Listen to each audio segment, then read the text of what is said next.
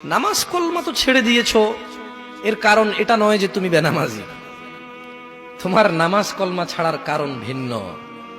তুমি মনে করো আর কি তোমার মন চায় না, তুমি পারো না, তাই তুমি নামাজ পড়ো না। আসলে তোমার তাওহীদে সমস্যা। কোথায় সমস্যা?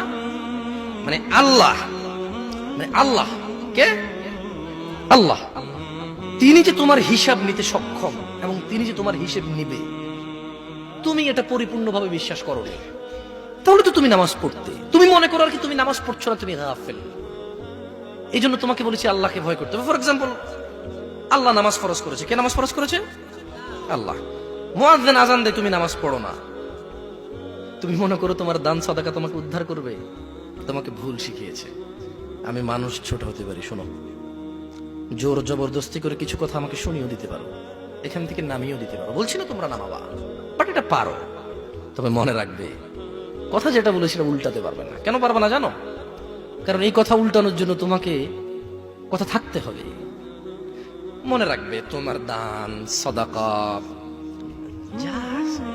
হিসেবই হবে না। তুমি কি মনে করো হিন্দু লোককে আল্লাহ প্রশ্ন করবে কিয়ামতে, এ হিন্দু, এতগুলা বুতকে পূজা করছিস, ঠিক আছে বল নামাজ কেন পড়িসনি? ও তো মুশরিক। বুঝুনি মনে হয়? এটা স্কুল, এখানে আমি পড়ি না, আমার কি পরীক্ষা হবে? আমার কি পরীক্ষা হবে? বুঝে দিবেনি মনে হয়।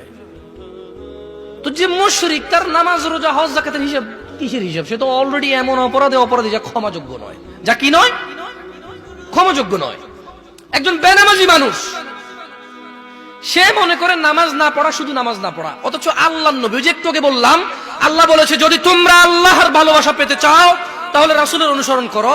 রাসূল বলছে যে নিশ্চয়ই কাফের এবং মুশরিকের মধ্যে আর আমাদের মধ্যে পার্থক্য হচ্ছে নামাজ। তুমি তো তুমি মনে করো নামাজ না পড়া। ওই যে তুমি খুঁজে পাও না মুসলমান কিভাবে শিরিক করে, এই যে নামাজ না ছাড়লে শিরিক হয়। দেখো, আমি অনুবাদক, এখানে যারা বুখারী পড়ায়, মুসলিম পড়ায়, তিরমিজি পড়ায়, হাদিস তারা পেয়েছে না। হানাফি, শাফি, মালিকি, হাম্বলি, তিরমিজি, আবু দাউদ নাম দিয়ে তুমি পরিবর্তন করে গোপন করতে পারো, কিন্তু আছে।